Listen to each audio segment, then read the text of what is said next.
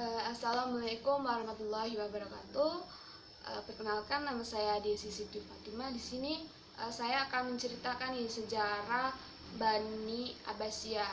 Nah, Daulah Bani Abbasiyah ini merupakan salah satu pemerintahan pertama yang mencapai puncak kejayaannya. Nah, kekhalifahan ini didirikan oleh Abu al-Abbasiyah Asyafat. Mengapa dinamakan Bani Abbasiyah ini? Karena pendiri dan penguasa bangsa tersebut ini masih keturunan paman Nabi, yaitu Abbas bin Abdul Muthalib.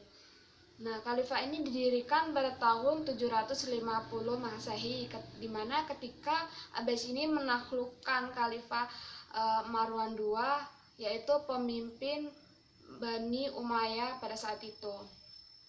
Pada kekuasaan Bani Abbasiyah, politik dan pemerintahannya ini berbeda-beda sesuai dengan perubahan politik, sosial, dan budaya. Nah, para sejarawan ini membagi 5 periode pada saat masa pemerintahan Bani Abbas.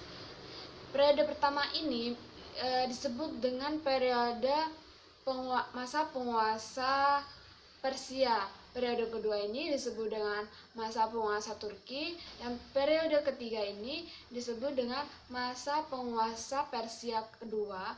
Yang keempat ini disebut dengan masa penguasa Turki kedua, dan yang kelima ini terakhir ini disebut dengan masa kekuasaan hanya berada di kota Baghdad dan berakhir dengan jatuhnya kekuasaan ketentaraan di tangan Mongol. Nah, pada masa pertama inilah Bani Abbasiyah ini mencapai puncak keemasan dan kejayaannya. Nah, banyak sejarawan ini dilakukan besar-besaran pada periode ini, sehingga para khazanah keilmuan dan kebudayaan Islam ini menjadi kuat. Namun pada kekhalifahan selanjutnya ini kualitas pemerintahan dan penguasanya ini mulai menurun. Nah, sehingga hal ini dimanfaatkanlah oleh orang untuk melengsarkan kekuasaan Bani Abbasiyah ini menjadi lemah dan secara perlahan dilengsarkan. Yang selanjutnya pada masa periode ini dimulai dengan dilantiknya Abbasiyah menjadi khalifah pada tahun 750 Masehi. Nah, tetapi pemerintahan Abbasiyah ini berlangsung singkat, hanya sampai tahun 754 Masehi saja. Terbiasa cuma 4 tahun doang.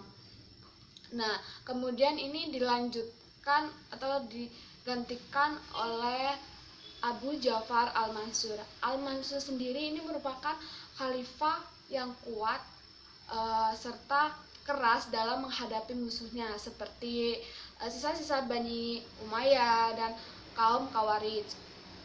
Pada masa ini pula kota yang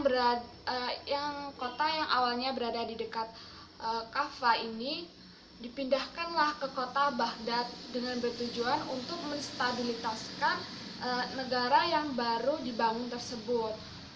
Pada masa Al-Mansur ini banyak program-program yang dimunculkan pada saat itu, seperti dipilihnya Wasik sebagai koordinator departemen.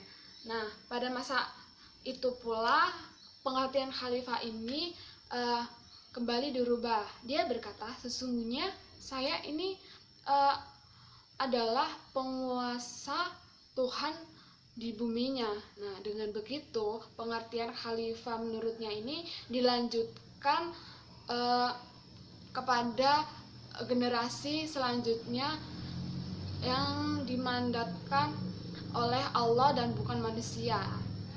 Dan selanjutnya Bani Abbasiyah ini juga melakukan perluasan wilayah perbatasan. Nah, ketika dasar-dasar Bani Abbasiyah ini terletak di Khalifah II pertama, maka masa keemasannya ini terletak pada 7 khalifah sesudahnya, yaitu yang pertama ada Al-Mahdi, Al-Hadi, Harun Ar-Rasyidin, yang keempat ada Al-Ma'mun, yang kelima ada Al-Mu'tasim, yang keenam ini ada Al-Wasik, dan ketujuh ini ada Al-Mutawakkil. Nah, pada masa Al-Mahdi ini perekonomian ini meningkat terutama di bidang pertanian dan pertambangan, sehingga saat itu kota Baghdad ini menjadi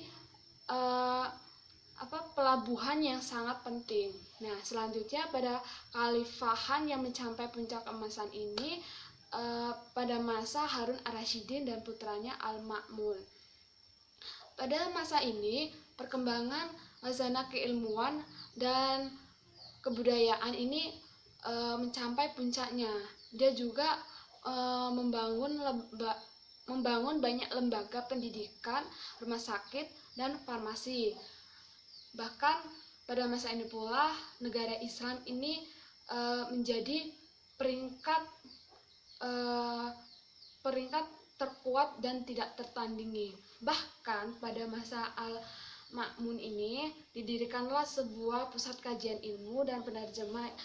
Ini disebut dengan Bait Al-Hikmah.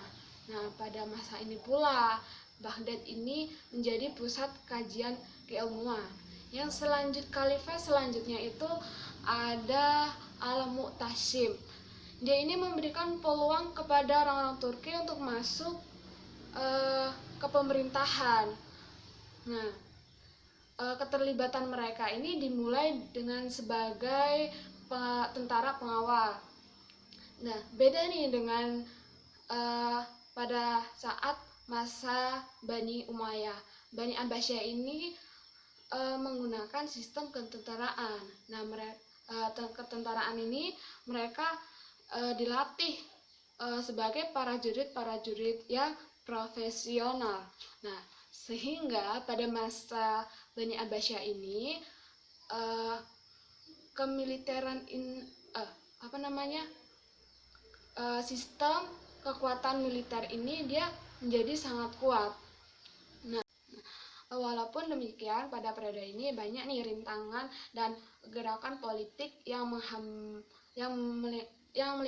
menghambat stabilitas baik dari kalangan Bani Abbasiyah maupun dari luar, yaitu dengan adanya gerak-gerakan seperti Bani Sasa, Bani Umayyah, revolusi Khawarij di Afrika Utara, gerakan Sindik di Persia, gerakan Syiah dan konflik antar bangsa, dan kajian keilmuan keagamaan ini bisa dipadamkan.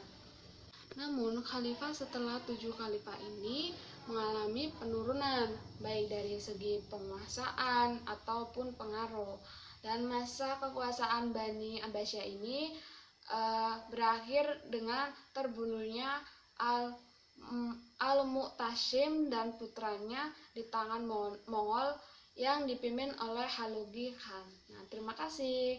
Itulah cerita singkat sejarah dinasti Bani Abbasiyah. Saya akhiri. Wassalamualaikum warahmatullahi wabarakatuh. Bye bye.